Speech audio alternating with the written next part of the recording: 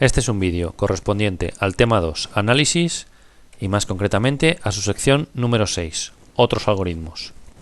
En esta sección vamos a estudiar 3 algoritmos nuevos que nos van a permitir poner en práctica todo lo que hemos aprendido en este tema.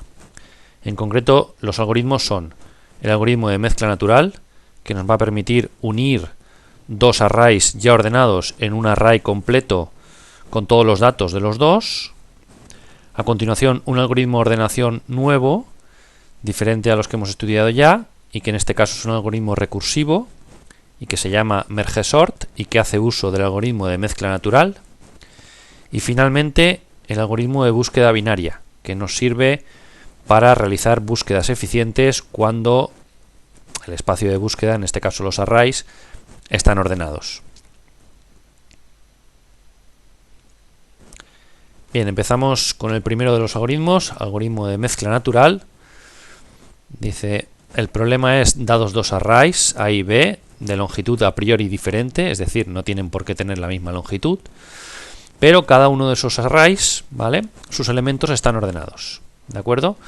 El objetivo es construir un nuevo array C, ¿vale?, que esté ordenado de principio a fin y que contenga la unión de los datos que están en los arrays A y B de entrada, ¿de acuerdo? Este algoritmo se divide en dos etapas, como veis aquí, pero casi que mejor vamos a ver el ejemplo y así lo entenderemos mucho mejor. Fijaros, este sería un array de entrada, el array A, por ejemplo, y este sería el array B, ¿vale? El objetivo sería construir este array de aquí, ¿vale? Si os fijáis, lo que hace es tener todos los datos de los dos arrays de entrada, pero ordenados, ¿vale? Es decir, va intercalando elementos de uno y de otro array para mantener la relación de orden correcta. Bien, pues eso, como os podéis imaginar, lo vamos a hacer de la siguiente manera. Pondríamos un índice aquí al principio de este array y otro índice, ¿vale? Este creo que es el índice I y este el índice J, al principio de los dos arrays, ¿de acuerdo? A continuación lo que hacemos es, aquí hay un 1, aquí hay un 3, ¿cuál de los dos es más pequeño? Pues el 1, pues entonces el 1 lo pongo en mi array resultado, ¿vale? Y incremento solamente, en este caso, el índice I, ¿vale? Es decir, de los dos elementos que he insertado, yo incremento el índice del array cuyo dato he insertado, ¿de acuerdo? Por lo tanto, para la siguiente iteración, digamos, pasaríamos a tener el índice I en esta posición y el J se mantendría en esta otra. Con lo cual, la siguiente comparación que hacemos es este 10 con este 3. ¿Cuál de los dos es más pequeño? El 3, pues entonces introducimos el 3 y adelantamos el índice J. ¿De acuerdo? Para la siguiente iteración, la I la tendríamos aquí y la J aquí. ¿Cuál es más pequeño, el 7 o el 10? Introducimos el 7 y adelantamos el J. ¿De acuerdo? Para la siguiente tendríamos el 10 y el 12, insertamos el 10. Para la siguiente sería el 12 y el 13, insertamos el 12. Para la siguiente tendríamos la comparación entre el 13 y el 17, insertaríamos el 13. Y finalmente, o a continuación, tendríamos el 22 con el 17. El 22 con el 17 haría que introdujéramos el 17. Y por último estaríamos comparando el 22 con el 20. En ese momento el más pequeño de los dos es el 20 y es el que introducimos. Y fijaros que en este momento este array en concreto ha quedado completamente ya recorrido, ¿vale? Esa sería nuestra primera etapa del algoritmo, lo que aquí llamamos etapa número 1, ¿vale? Fijaos que esta etapa termina al llegar al final de cualquiera de los dos arrays, ¿vale? En concreto, en este ejemplo, lo que hemos hecho ha sido, entre el 22 y el 20, hemos introducido el 20 y este array, digamos, que se ha quedado completamente recorrido. Fijaros que ahora vendría la segunda parte del algoritmo, donde lo que haría sería, pues si os fijáis en este caso, sería simplemente introducir el 22, pero si este array fuera potencialmente más largo, por ejemplo, después del 22 tuviéramos un 30, después un 35, después un 50, etcétera, etcétera. Es decir, en el punto en el que nos hubiésemos quedado en el array que se ha quedado incompleto, ¿vale? El que no hemos recorrido por completo, en ese punto directamente todos los elementos que nos quedaran por visitar los introduciríamos uno a uno en el array resultado, ¿vale? Pues por ejemplo el 22, el 30, el 35 en el mismo orden en el que aparecen en el array de origen, ¿vale? En este caso solamente tenemos el 22 y por lo tanto introducimos el 22 y ya hemos terminado, ¿vale? Pero que os quede claro un poco que una vez uno de los dos bucles, o mejor dicho, uno de los dos arrays se ha quedado completamente recorrido, el punto en el que nos hayamos quedado visitando el otro de los arrays, simplemente tenemos que de alguna manera hacer una copia uno a uno de los elementos restantes que nos han quedado por recorrer, ¿de acuerdo? Vamos a verlo ahora con un poco de calma en esta descripción, ¿vale? El algoritmo entonces se divide en dos etapas y en el primer bucle lo que hacemos es comparar elementos de los dos arrays y los copia de manera ordenada en el array de destino, ¿vale? La etapa termina al llegar al final de uno de los dos arrays. Una vez hemos terminado de recorrer uno de los dos arrays, esta primera etapa termina. Y por tanto viene a ejecutarse lo que viene a continuación. Es decir, un segundo bucle que termina de copiar, ya sin comparar nada, porque no hay nada que comparar, los elementos del array que nos habíamos quedado por visitar y directamente los copiamos en el array de destino.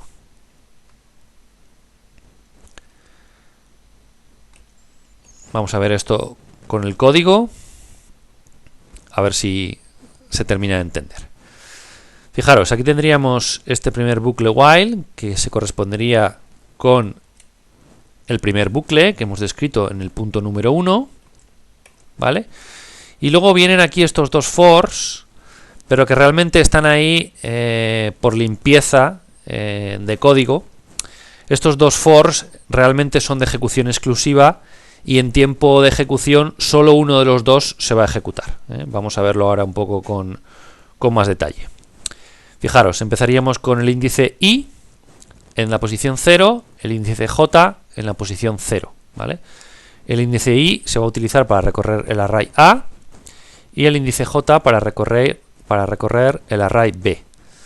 Y nuestro array resultado va a ser el array c, el cual vamos a utilizar el índice k para poder almacenar las posiciones dentro de este array, ¿de acuerdo? Fijaros que además de los índices i y j, utilizamos los índices l y m como los límites de los arrays a y b respectivamente, ¿vale? Fijaros que l es a.length, por lo tanto la condición del bucle while es mientras i, que es la variable de control de recorrido del array a, mientras sea menor que a.length, y a la vez, paralelamente, j también tiene que ser menor que, en este caso, la longitud de b. ¿De acuerdo? Esta sería un poco la condición doble, de manera que yo voy avanzando i o voy avanzando j según cuál de los dos es más pequeño, si el elemento a de i o el elemento b de j, ¿de acuerdo? Y en algún momento uno de los dos arrays se habrá terminado de completar, ¿vale? Y por lo tanto, en el momento que yo he llegado, digamos, a a.length con el índice i, o bien he llegado al valor b.length con el índice j, en el momento que uno de los dos arrays esté completamente recorrido, este bucle termina, ¿vale? No necesito, con este AND, no necesito ni mucho menos que terminen los dos de recorrerse. Es decir, en el momento que uno de los dos termine de recorrerse, este bucle termina. ¿De acuerdo? Bien, y lo que hacemos es básicamente lo que os estaba diciendo, es decir, miramos cuál es el elemento a de i y lo comparamos con el elemento b de j. Si el elemento a de i es más pequeño que el elemento b de j, el que yo introduzco en la posición c de k es el pequeño de los dos, es decir, a de i, ¿vale? E incremento el índice i.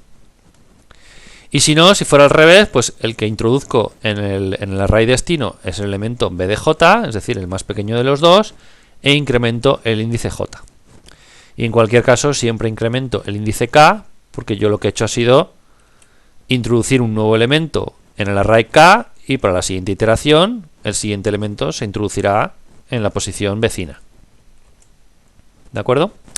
Por lo tanto, llegamos ya al punto en el cual este bucle termina porque he terminado de recorrer uno de los dos arrays, el que sea, y ahora a continuación vendría lo que hemos llamado nuestra etapa 2, ¿vale? Un segundo bucle que termina de recorrer los elementos del array inacabado, ¿vale?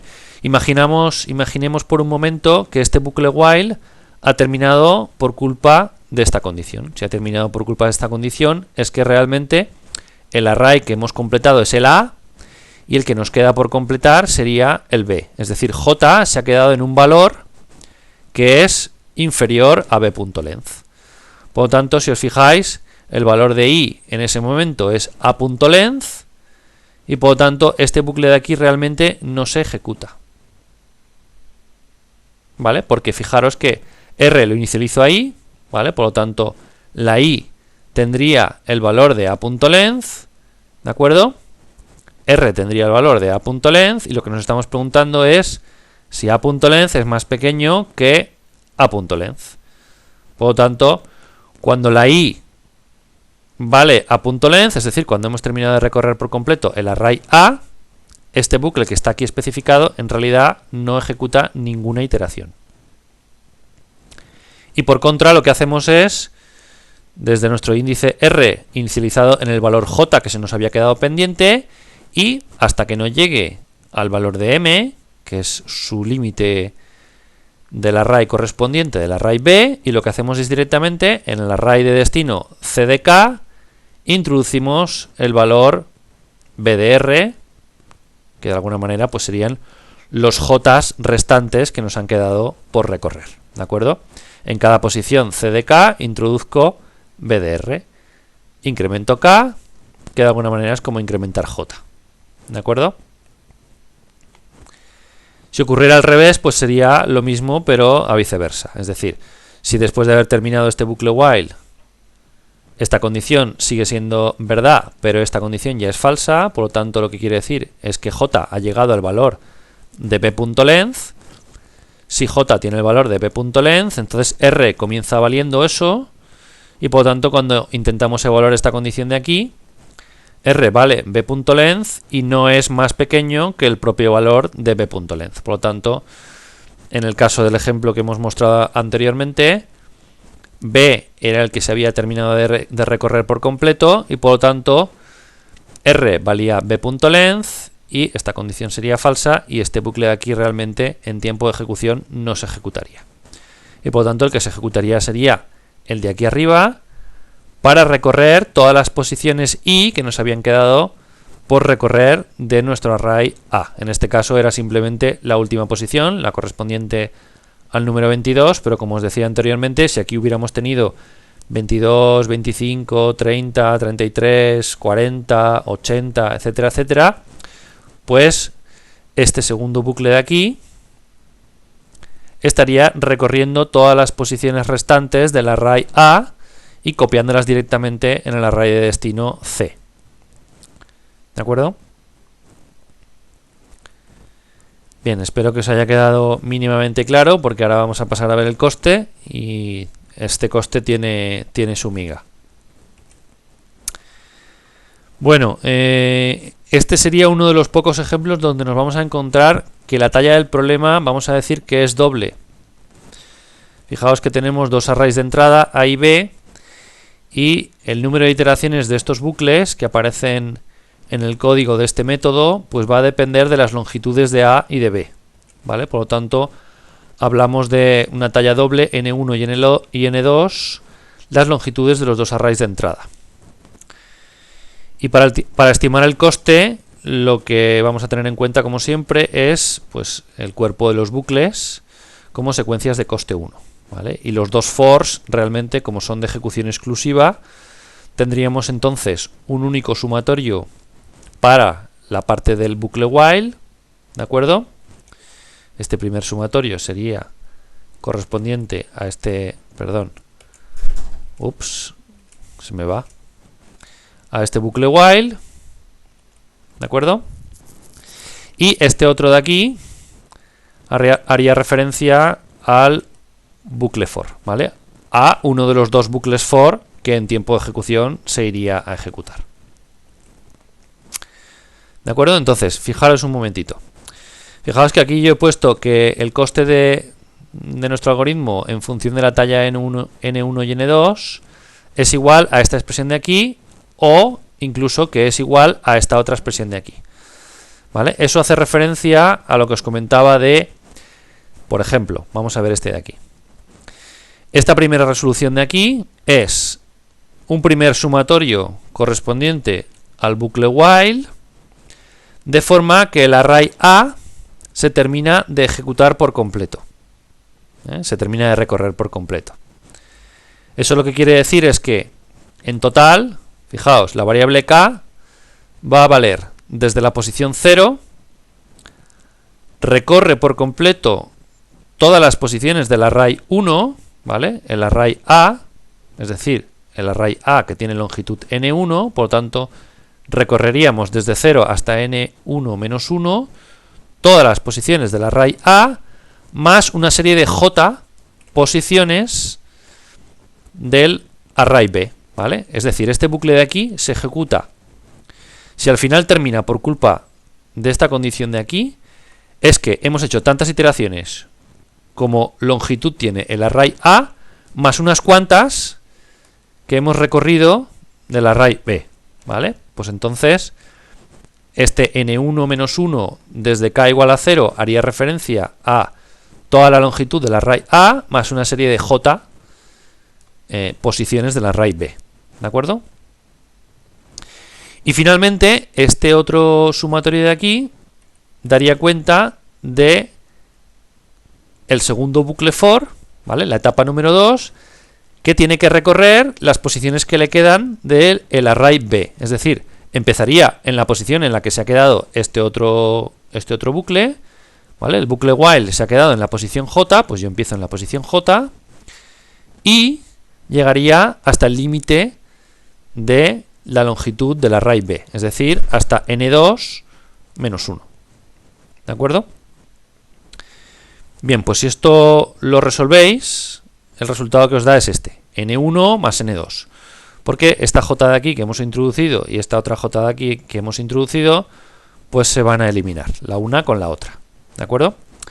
Es más, el mismo resultado n1 más n2 también sucede si tomáis el segundo supuesto. Es decir, el primer bucle while lo que hace es recorrer por completo todo el array B, es decir, termina por culpa de esta condición de aquí, y además recorre unas cuantas i posiciones del array A. ¿De acuerdo? Es decir, k empieza en un valor de 0, llegaría hasta n2 menos 1, es decir, recorre por completo la longitud n2 del array B, y luego recorre unas cuantas iteraciones más, recorriendo i posiciones del array A. ¿De acuerdo? Por lo tanto, esto sería el sumatorio correspondiente al bucle while, y finalmente el sumatorio correspondiente al bucle for, que recorrería desde la posición i hasta la posición n1 menos 1, el número total de casillas restantes que me quedaba por recorrer del array A. ¿De acuerdo? Por lo tanto, eso en notación asintótica lo expresaríamos de esta manera. T n1, n2 pertenece a tecta de n1 más n2. ¿Vale? Fijaros que esta es la expresión que nos ha salido y por lo tanto asintóticamente tendría esta expresión de aquí. Sin embargo, si desde el principio hubiéramos tomado otra asunción, en lugar de decir que la talla es doble y tenemos n1 y n2 como parámetros que formarían la talla, podríamos decir que la talla n, a la que le vamos a llamar n, es la suma de esas dos longitudes. Es decir, a lo que vamos a llamar talla del problema es la suma de las longitudes de los dos arrays de entrada. De esa manera, entonces, lo que podemos decir es que realizamos un único sumatorio para el bucle while que iría desde una posición k igual a 0 hasta una cierta posición z menos 1, ¿vale? De alguna manera sería la posición k a la que hemos llegado después de haber terminado por completo el bucle while, y finalmente el bucle for lo que haría sería terminar de recorrer las posiciones que le quedan desde la posición k en adelante, ¿vale? Por lo tanto, simplemente empezaría desde esa posición z hasta la posición n, que hemos dicho que sería la suma de las longitudes de los arrays de entrada A y B. ¿De acuerdo? Por lo tanto, lo podríamos representar de esta manera. La z que hemos introducido también desaparece en el cálculo y finalmente nos quedaría un resultado completamente equivalente al anterior. Nos saldría n. Fijaros que si hemos dicho que n era la suma de las longitudes de A y B, pues es equivalente a lo que habíamos dicho antes de n1 más n2. Y de esta manera simplemente pues que nos queda todo más limpio utilizando una notación de talla simple, ¿vale? En este caso el coste de nuestro algoritmo, dependiendo de la talla del problema, pertenecería directamente a tecta de n.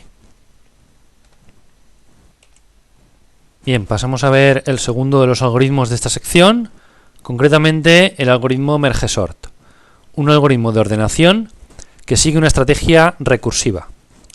Fijaros en qué 3 pasos tan sencillos vamos a ser capaces de ordenar un array. En el paso número 1 lo que vamos a hacer simplemente es coger el array y dividirlo en 2 trozos, parte izquierda y parte derecha de longitud aproximadamente igual.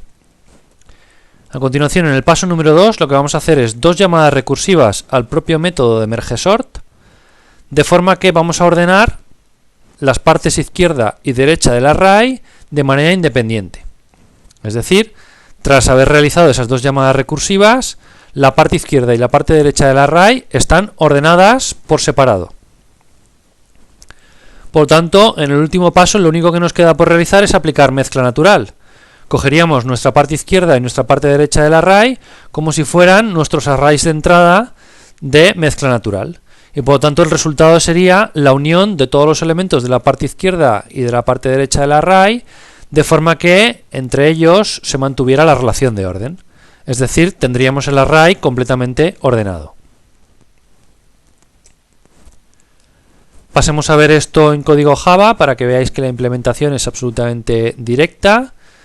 Este sería nuestro método merge-sort, que ordenaría este array A entre esta posición de inicio y esta posición de fin. Os recuerdo que para trabajar con arrays de forma recursiva siempre vamos a necesitar de índices para poder representar el concepto de subarray.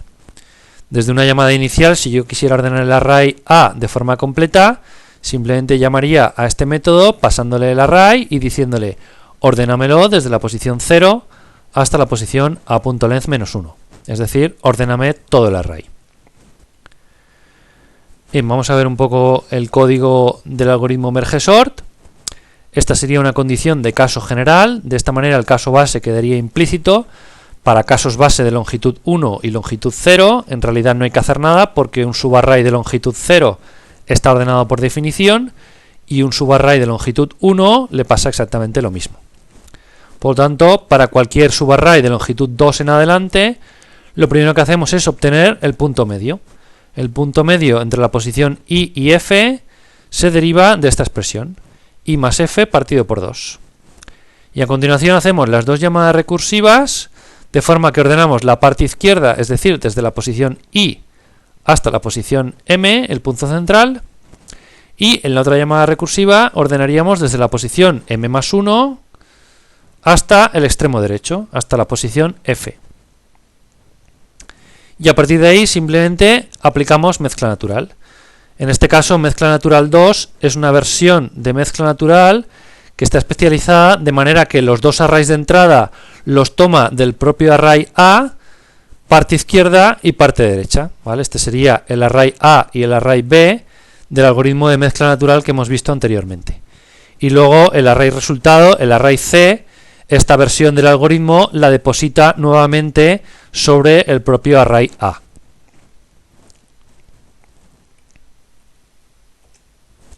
Pasemos a analizar el coste. En este caso la talla del problema sería la talla, o mejor dicho, la longitud de nuestro subarray de entrada.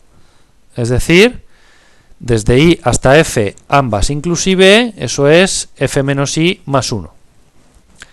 No se plantean instancias significativas que no dependan de la talla, porque, si os fijáis, las 2 llamadas recursivas que hay aquí dentro del caso general, yo estoy obligado a realizarlas en todo momento.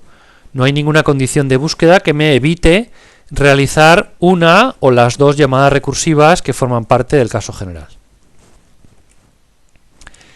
Y el coste de la llamada mezcla natural 2, si os acordáis, el coste de mezcla natural venía representado por la suma de las longitudes de nuestros arrays de entrada.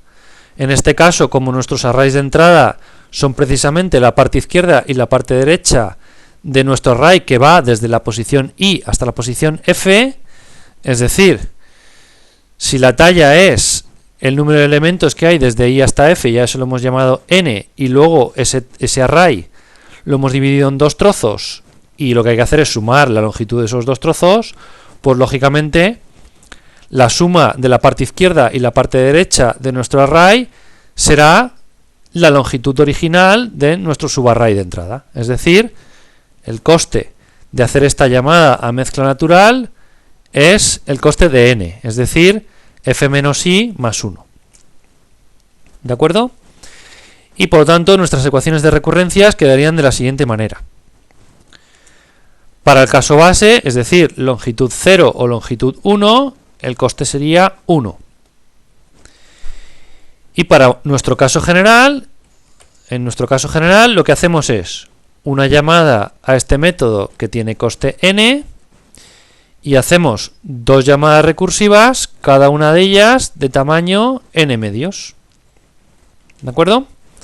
Repito, el coste de nuestro algoritmo de resolver un problema de tamaño n es el coste de mezcla natural, que va a tener un coste de n, más el coste de dos llamadas recursivas de tamaño n medios. Vamos a hacer el despliegue correspondiente de recurrencias utilizando la técnica de sustitución. Estas serían las ecuaciones de recurrencias tal y como las teníamos en la transparencia anterior. Empezaríamos por la regla del caso general, t de n igual a n más 2t de n medios, y ahora a esta expresión de aquí le aplicamos la sustitución de cuánto valdría entonces t de n medios. Si en esta n de aquí yo pongo n medios, lo que me queda es n medios, ¿vale? Esta n de aquí es lo que yo he puesto aquí, n medios más 2t de n medios partido por 2, es decir, n partido 2 al cuadrado. Por lo tanto, esta expresión de aquí, la parte derecha de este igual, es la que yo voy a poner como resultado de sustituir t de n medios. Es decir, n medios más 2t de n partido 2 al cuadrado. Empezamos a operar y nos queda, por ejemplo, n. Este 2 lo multiplico por esta expresión de aquí, este 2 se me va con este 2, me queda otra n, por lo tanto n más n se me va a quedar 2n, y luego me queda 2 multiplicado por 2, 2 al cuadrado, t de n partido 2 al cuadrado. Si esto lo volvéis a aplicar, pues sería t de n partido 2 al cuadrado, sería n partido 2 al cuadrado más 2t de n partido 2 al cubo, ¿vale? Que es justamente lo que ponemos aquí. N partido 2 al cuadrado más 2t de n partido 2 al cubo. Si volvemos a operar, nos sale 3n más 2 al cubo de t de n partido 2 al cubo. Fijaros que el patrón está claro, habíamos llegado a 3n más 2 al cubo t de n partido 2 al cubo, cuando antes era 2n más 2 al cuadrado de t de n partido 2 al cuadrado. Es decir, i por n más 2 elevado a si por t de n partido 2 elevado a i. ¿De acuerdo? Este sería el patrón. Y lo que haríamos sería igualar el término que está entre paréntesis al valor de la talla del caso base, ¿vale? Aquel que nos permita despejar la i. En este caso lo igualaríamos al valor de longitud 1. Es decir, n partido 2 elevado a i vale 1, por lo tanto 2 elevado a i valdría n y i valdría logaritmo en base 2 de n. En ese momento yo ya puedo decir i por n, por lo tanto n multiplicado por logaritmo en base 2 de n más n multiplicado por el coste del caso base, es decir, n. Y por lo tanto esta expresión nos queda como un término lineal y aquí nos queda un término n logaritmo de n. Por lo tanto, t de n pertenece a tecta de n logaritmo de n. pasemos finalmente a ver el último de los algoritmos de esta sección, el algoritmo de búsqueda binaria. Dice, hay muchas situaciones en las que hay que hacer repetidas búsquedas de elementos dentro de una colección de datos. Lógicamente, si esta colección de datos no está ordenada, para poder realizar esa búsqueda tengo que hacer una búsqueda exhaustiva, es decir, empezar por un extremo y buscar el elemento hacia el otro extremo, bien hasta que lo encuentro o bien, en caso de que no esté, hasta que he recorrido por completo todos los elementos de mi conjunto. Eso implica un coste lineal. Dice, sin embargo, si la colección de datos está ordenada, hay otra estrategia muy diferente y mucho más eficiente, que es la búsqueda binaria, también llamada búsqueda dicotómica, que presenta un algoritmo con un coste logarítmico en el peor de los casos. Por lo tanto, el problema de la búsqueda binaria quedaría definido de la siguiente manera. Se trataría de encontrar el elemento X dentro de un array ordenado. Se considera que siempre, en todo momento, estamos realizando la búsqueda dentro de un intervalo del array que va desde el índice i hasta el índice f, ambos inclusive. Lógicamente, el algoritmo empieza inicializando esos i y f a los valores 0 y a.length-1 respectivamente. De esa forma, la búsqueda inicial se realiza sobre todo el array. La estrategia consistiría entonces en localizar el punto central del intervalo y comparar el elemento X con el elemento que está en el punto central. De forma que si X fuera un valor más pequeño que el elemento que está en el centro del intervalo, lo que haríamos sería, en la siguiente iteración, restringir la búsqueda en la parte izquierda del array. Por el contrario, si X es mayor que el elemento central, para la siguiente iteración del bucle, lo que hacemos es restringir la búsqueda a la parte derecha. Y si casualmente hubiésemos dado con que el elemento central se corresponde exactamente con X, directamente podemos ya terminar nuestro proceso de búsqueda, ya que hemos encontrado con éxito lo que estábamos buscando. Esta sería entonces la implementación iterativa del algoritmo de búsqueda binaria, de forma que en el método lo que hacemos es buscar X dentro del array A. En caso de éxito, por aquí el método devuelve en qué posición del array hemos encontrado X y en caso de fracaso se devuelve -1. Fijaros que el algoritmo lo primero que hace es inicializar los índices i y f a los valores de 0 y a.length-1 respectivamente.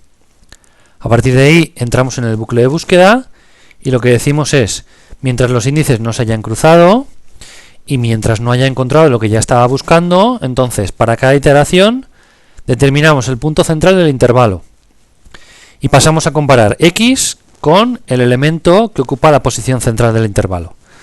Si esto es verdad, si X coincide con ese valor, entonces activamos la variable bandera found, de forma que en la siguiente iteración del bucle esta guarda se hace falsa y por lo tanto el bucle termina. Caso de que esta condición no sea verdad, entonces o X es más pequeño que el elemento central del intervalo o es mayor. En caso de que X sea más pequeño, lo que hacemos, fijaros, es sobreescribir el índice f con el valor de m-1. De forma que en la siguiente iteración del bucle estaríamos buscando desde i hasta el valor central -1. Es decir, restringimos la búsqueda a la parte izquierda del intervalo. En caso de que X fuera mayor que el valor central del intervalo, entonces lo que hacemos es actualizar i con el valor m+1 y f se queda donde está, por lo tanto, en la siguiente iteración del bucle estamos restringiendo la búsqueda en la parte derecha del intervalo. Al finalizar el bucle, como siempre, hemos podido determinar por aquí o por aquí. Si esta variable es verdad, es que ha habido éxito en la búsqueda y por lo tanto podemos devolver m, que es el valor en el cual hubo éxito en la búsqueda. Y si no, pues devolvemos -1. Para analizar el coste de este algoritmo, lo primero que tenemos que hacer es determinar qué parámetros forman la talla del problema. Como en todo problema de búsqueda, la talla del problema es el tamaño del espacio de búsqueda, que en este caso va a ser la longitud de nuestro array, es decir, a.length. Además, vamos a distinguir instancias significativas. Fijaros, caso mejor y caso peor. Lógicamente, como en todo algoritmo de búsqueda implementado mediante un bucle de búsqueda, tenemos nuestra condición de recorrido y nuestra condición de búsqueda. Por lo tanto, el número de iteraciones que finalmente se harán de este bucle va a depender de lo pronto o lo tarde que realmente encontremos nosotros lo que estamos buscando. En el mejor de los casos posibles, la i vale 0, f vale a punto length menos 1, inicialmente estamos buscando x dentro del array A, localizamos el punto central del array y directamente en esa posición tenemos la suerte de que encontramos x. Y por lo tanto la variable bandera se activa inmediatamente y por lo tanto ya no hacemos una segunda iteración de este bucle. El bucle termina habiendo ejecutado una única iteración y devuelve la posición central del array. Si os fijáis, es lo que dice aquí. El elemento a buscar x está donde se realiza la primera comprobación, en la posición central del array. Por lo tanto, el bucle solamente ejecuta una única iteración y el coste es únicamente constante y no depende del valor de n, es decir, del tamaño de nuestro array. El coste de nuestro algoritmo, en el mejor de los casos, es constante y lo representamos de forma asintótica así. En el peor de los casos, fijaros que es como si esta condición en realidad no estuviera, porque siempre es verdad, y por lo tanto no encontramos en ningún momento lo que estamos buscando. Por lo tanto, el número de iteraciones que vamos a hacer de este bucle es el máximo, teniendo en cuenta que el tamaño de nuestro espacio de búsqueda se va reduciendo a la mitad de iteración en iteración. Por lo tanto, lo que decimos es que el elemento x no se encuentra dentro del array y que el espacio de búsqueda se reduce cada vez a la mitad. Por lo tanto, el número de veces, el número de iteraciones del bucle es logaritmo en base 2 de n. Eso lo podemos representar de forma esquemática de esta manera. El sumatorio desde la primera iteración 1 hasta la última iteración logaritmo en base 2 de n de un coste 1 por iteración.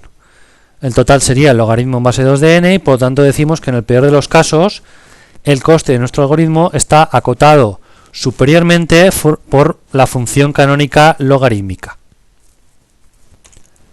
Alternativamente, el algoritmo de búsqueda binaria lo podemos implementar de forma recursiva.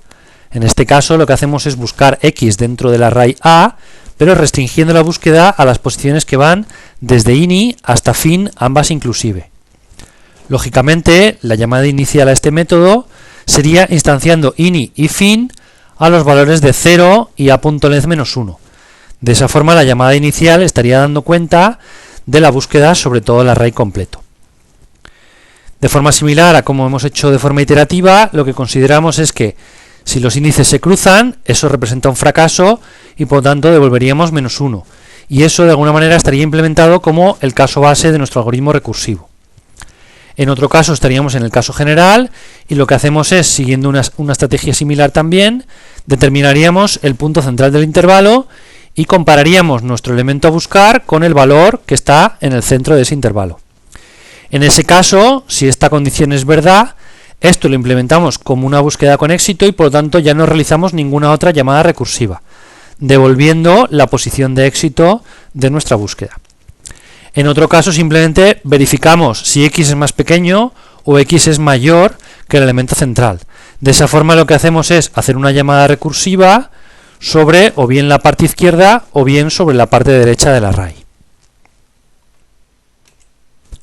Así quedaría entonces la implementación recursiva del algoritmo de búsqueda binaria y si os fijáis lo único que hacemos es trasladar a Java lo que acabamos de decir en la transparencia anterior. Un caso base de longitud 0 donde los índices se cruzan, devolvemos menos 1 como fracaso en la búsqueda. En otro caso estamos en el caso general y lo primero que hacemos es determinar el punto central del intervalo y a continuación nos preguntamos si en esa posición hemos encontrado o no a x. En caso de que esto sea verdad, esto lo implementamos como un caso de éxito en la búsqueda y por lo tanto no necesitamos realizar ninguna otra llamada recursiva y directamente podemos devolver m como la posición de éxito. En otro caso, basta con preguntarnos si x es más pequeño que el elemento central del intervalo o x es mayor. En caso de que x fuera más pequeño, entonces lo que haríamos sería devolver lo mismo que devuelva la llamada recursiva restringiendo la siguiente búsqueda a la parte izquierda del intervalo. Es decir, ini se mantiene en el mismo valor y el extremo derecho queda reducido al valor central menos 1. En otro caso, x es mayor que el elemento central del intervalo y por lo tanto restringimos la búsqueda a la parte derecha del intervalo, es decir, desde m más 1 hasta el índice fin. Y como paso 3 del diseño recursivo, siempre tratamos de verificar la completitud de nuestro diseño. Si os fijáis, de llamada en llamada, la longitud de nuestro espacio de búsqueda se va dividiendo en dos. Por lo tanto, o bien porque el tamaño se va dividiendo en dos de llamada en llamada y por lo tanto al final se alcanzará el caso base, cumpliéndose así nuestra condición de caso base, o bien verificaremos la propiedad de búsqueda en cualquier momento y por lo tanto en ese momento finaliza el algoritmo teniendo éxito. Y además, de llamada en llamada, todos los índices siempre siguen satisfaciendo las precondiciones del método. Ahora bien, si vamos a tratar de calcular el coste de esta implementación recursiva del algoritmo de búsqueda binaria, vamos a llegar un poco a las mismas conclusiones a las que habíamos llegado a través de la implementación iterativa. Por un lado, aunque la talla del problema en esta versión recursiva no sea exactamente la longitud del array completo, sino que se restringe a las posiciones que van desde in hasta fin, en realidad, en la llamada inicial al método recursivo, instanciamos estos parámetros a los valores de 0 y a.length menos 1. Con lo cual, de alguna manera, es como si la talla del problema pudiéramos decir que es la longitud del array completo.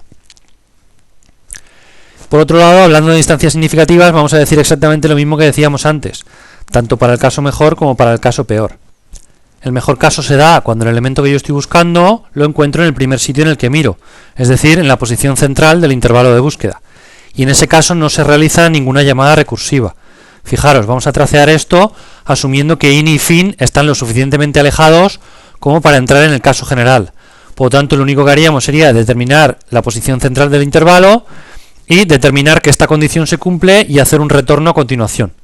Por lo tanto, este algoritmo en el mejor de los casos no es recursivo y lo único que hace es una comparación por aquí, una suma, una división, una asignación y otra comparación por aquí y finalmente un retorno. Por lo tanto, todo lo que hace es una ejecución en modo secuencia de coste 1 independientemente del tamaño de nuestro espacio de búsqueda. Por lo tanto, en el mejor de los casos, el coste de nuestro algoritmo es de 1 y lo expresamos así en notación asintótica. El peor caso sucede cuando esta condición de búsqueda fracasa en todas las llamadas recursivas que se generan y por lo tanto lo que ocurre es que el elemento X no lo encuentro dentro del array, no está. Y por lo tanto lo que hacemos es invocar una única llamada recursiva de talla la mitad de la anterior, ¿vale? Si os fijáis, en el caso general, suponiendo que esto se hace falso, entonces tenemos estas dos llamadas recursivas, pero que en tiempo de ejecución solamente se ejecuta una de las dos. O bien restringimos la búsqueda a la parte izquierda, o bien a la parte derecha, es decir, tamaño la mitad del tamaño original. Eso mediante ecuaciones de recurrencia lo expresaríamos de la siguiente manera.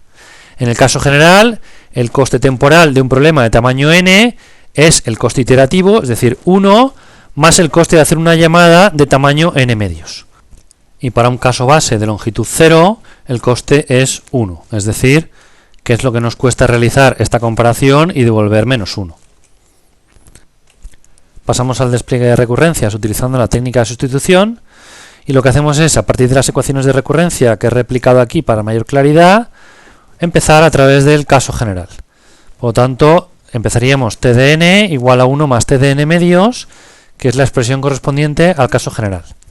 Y a partir de ahí se trataría de coger este término de aquí, t de n medios, y sustituirlo utilizando esta misma expresión. Es decir, donde aquí aparece n, sustituirlo por n medios. Por lo tanto, quedaría t de n medios, 1 más t, y aquí donde aparece la n sería n medios partido por 2, por lo tanto, n partido 2 al cuadrado. Es decir, esta expresión de aquí la sustituyo aquí, y luego ya sumo 1 más 1, 2, ¿vale? Me queda 2 más t de n partido 2 al cuadrado. Si lo aplico otra vez, pues me va a quedar esto de aquí, y el resultado va a ser 3 más t de n partido 2 al cubo. Con lo cual el caso general está bastante claro, y más t de n partido 2 elevado a i, y la idea en principio sería igualar lo que hay entre paréntesis al valor de la talla del caso base, que en este caso es 0. Lo que ocurre es que si esto lo igualamos a 0, no vamos a poder despejar la i. Por lo tanto, vamos a usar justo el valor anterior, el valor de 1. Y lo que hacemos es, n partido 2 elevado a i igual a 1, y lo que hacemos es que de alguna manera estamos representando el caso de longitud 1. A partir de ahí yo puedo decir que 2 elevado a i es igual a n y que i vale el logaritmo en base 2 de n. Bien, pues entonces ese logaritmo en base 2 de n lo puedo poner aquí. Lo que me queda aquí es t de 1. T de 1 no es el caso base y por lo tanto se tiene que resolver como si fuera un caso general, que en este caso es 1 más t de n medios. 1 partido por 2 en una división entera sería 0. 1 más t de 0. Y esto ya sí que sería el valor del coste de una llamada del caso base. Por lo tanto, 1. Quedaría logaritmo en base 2 de n, que es el valor de i, que nosotros hemos despejado. Y luego quedaría 1 más 1, 2. Por lo tanto, quedaría logaritmo en base 2 de n más 2. Es decir, que t de n pertenece a o de logaritmo de n. Como veis, unos resultados completamente equivalentes a los que habíamos llegado a través de la implementación iterativa del algoritmo. Sin embargo, tengo que deciros de alguna manera que esta versión recursiva para mí me resulta mucho más sencilla a la hora de obtener estos términos logarítmicos, mientras que en la versión iterativa del algoritmo pues teníamos que darnos cuenta de alguna forma que el número de veces que se ejecutaba este bucle, en el peor de los casos, era logaritmo en base 2 de n, siendo n la longitud de nuestro espacio de búsqueda inicial, lo cual, como os digo, a mí me resulta bastante más complicado. En la parte recursiva, llegar a este resultado logarítmico es completamente directo y a mí me resulta muchísimo más fácil. Así que hasta aquí hemos llegado. Nos vemos en el siguiente tema.